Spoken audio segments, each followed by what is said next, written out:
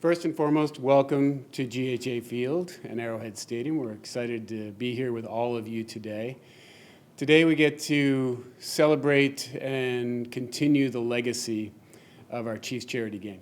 It is another example of one of the things that our founder, Lamar Hunt, brought with him when he brought the team to Kansas City. He's very famous for stating in one of the very first staff meetings that if we're going to be in this community, we're going to be an active part of this community. And our players, as well as our organization and the Hunt Family Foundation, has done just an amazing job of being part of this community and really giving back. To give you some perspective, this year alone, the Hunt Family Foundation and the Hunt family will put over $4 million into the community to support local charity causes and important issues that are affecting our community. It's something that we do annually, and it's something that's very important to us. We take it as a responsibility. The Chiefs charity game is probably one of the most high-profile events that we do, and it's really exciting to see the growth of the Chiefs charity game over the years. This is our 40th edition of the Chiefs charity game, and during that time, we've raised over $15 million for local charities. To give you some perspective of the trend that we have been on since over the last 12 years, 7 million of that 15 was raised. So we're on a very good trend. It's been very exciting for the organizations that we've been able to partner with. And in some cases, it's been life-altering for them as organizations, both creating more awareness of their brands and the important work that they do, as well as creating more financial support for each and every one of them. So we're excited to continue that legacy. We're excited to continue that trend and announce today that the Jackson County Court Advocates, Jackson County Court Appointed Special Advocates, also known as, easier to say, Jackson County CASA, will be our beneficiary. And to tell us a little bit more about that, the President and CEO of Jackson County CASA, Angie Blummel.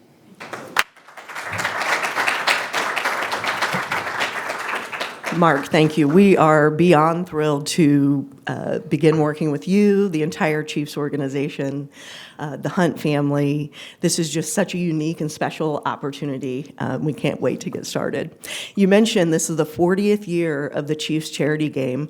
This is also the 40th year of Jackson County CASA. We've been in existence for 40 years, serving kids who have experienced abuse or neglect and are in the foster care system. And how we do that is by recruiting, training, and supporting community volunteers like you and me to learn and understand what's going on in the child's life and ensure that their needs are met as they journey through the foster care system and the court process, and ultimately that they receive a safe and permanent home. So that's our mission. Our volunteers, we have a saying about our volunteers at Jackson County CASA that if you invest in a child's life, it will change yours. So you also, Mark, talked about investment, and this investment in Jackson County CASA will allow us to recruit and train even more volunteers so that by 2025, 2026, every child in Jackson County that's in foster care will have the benefit of a CASA volunteer by their side throughout the process. So once again, thank you. We are absolutely thrilled. I also want to thank our many board members, our CASA volunteers, our CASA Youth Advisory Board, also known as the CASA House Committee, and our judicial friends from family court and the 16th district here in Jackson County that all showed up to support us today. We really appreciate you. And again, a final sincere and heartfelt thanks to the Chiefs and the Hunt family for this life-changing opportunity. We appreciate it.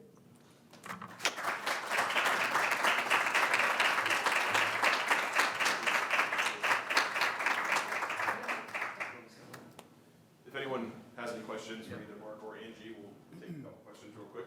You said the money would be going to training volunteers to put these people by the children's sides. What kind of training will these people receive, and what kind of impact will that have in these children's lives? That's a great question. So, these funds, the Chief Charity Game Funds, will allow us to recruit and train more volunteers. And what training entails is really understanding the family court system, understanding what the kids we serve and their families are facing.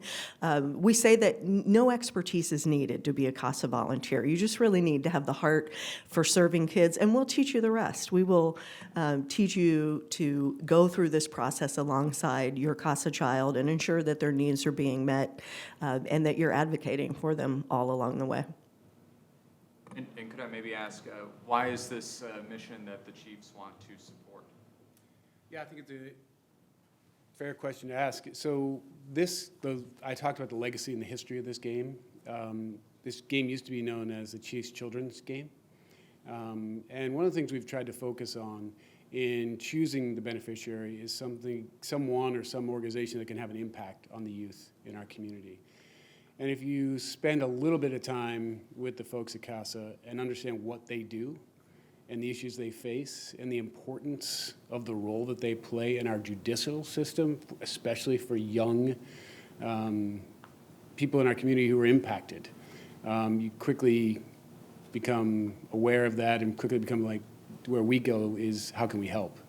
And one of the things that's been great about this game since its inception is the impact it has.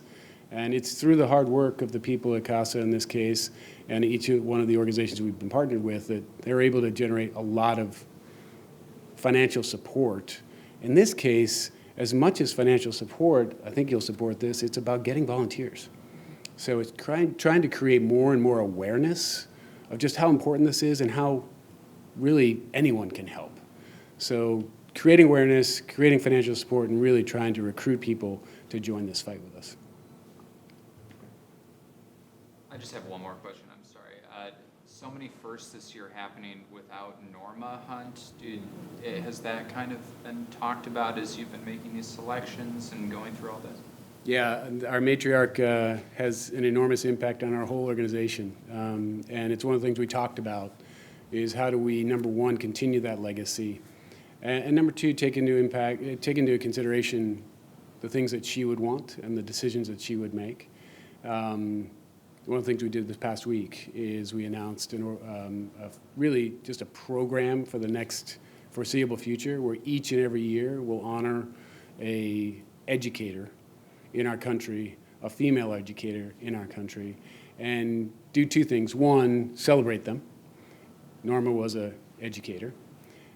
Passion of hers was young children and educating them.